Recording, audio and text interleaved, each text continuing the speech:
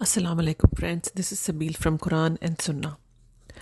After Taif incident with Rasulullah sallallahu alaihi wasallam when he was at his lowest point, as a result Allah gave him the children of his enemies, some greatest companion, their father was the greatest enemy of Muhammad sallallahu alaihi wasallam.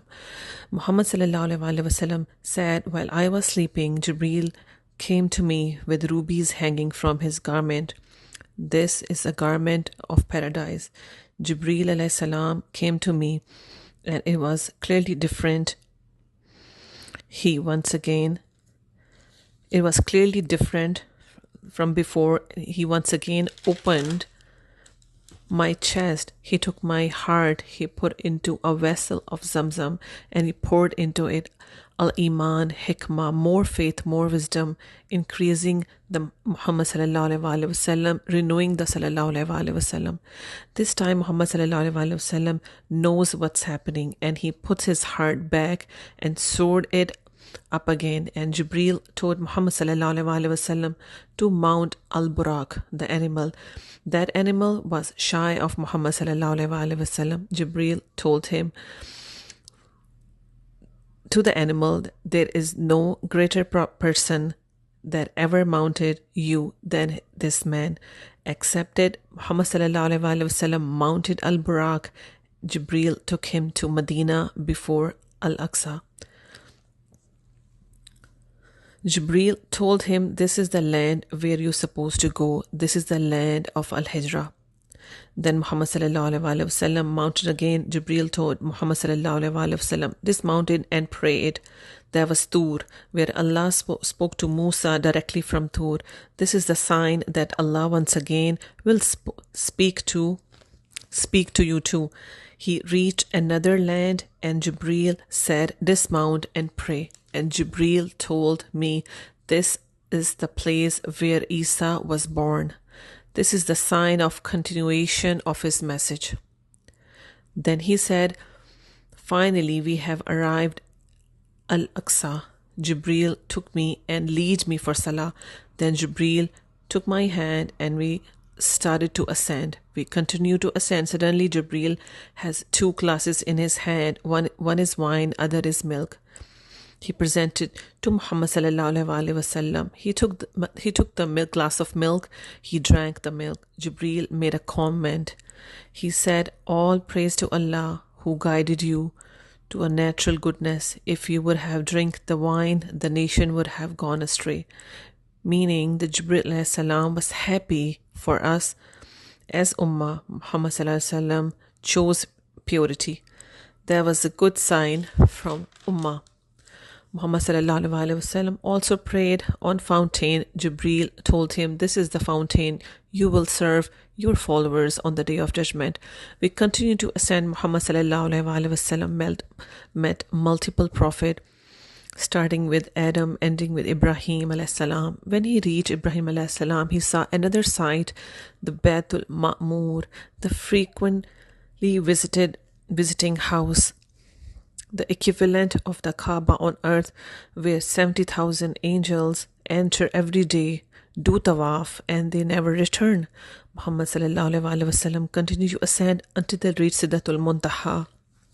Muhammad sallallahu alaihi wasallam saw Jibreel second time in his full form when they reached the low tree. Low tree is the boundary of Jannah and rest of the heaven in the earth.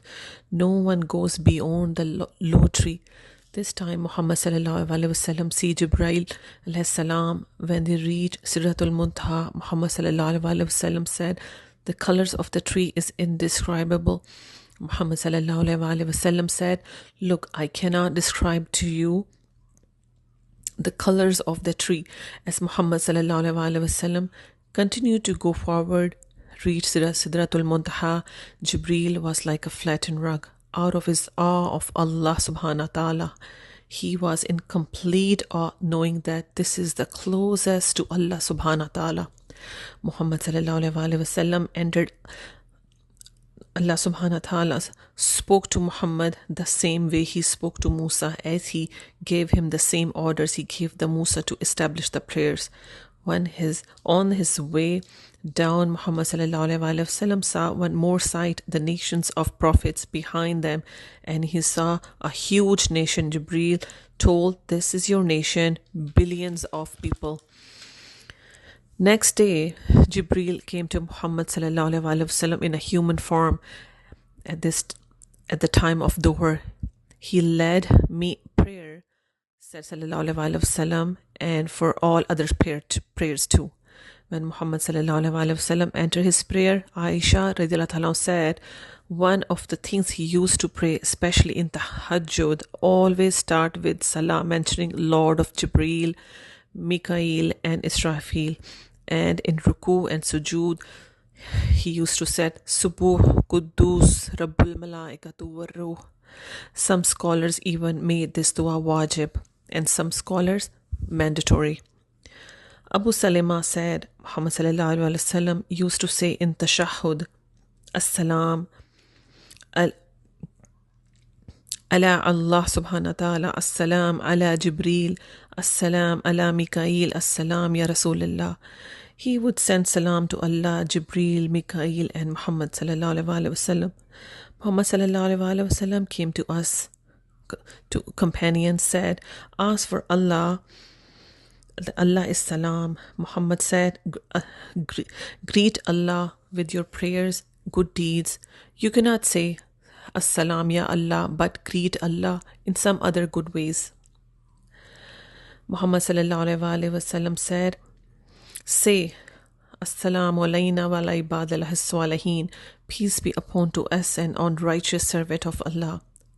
Muhammad sallallahu alaihi wasallam said, when you say As-salamu alayna wa ala ibadillahi as-salihin, it will reach to Jibreel, Mikael, it will reach all of the inhabitants of heaven and all of the inhabitants of earth, the righteous servants of Allah.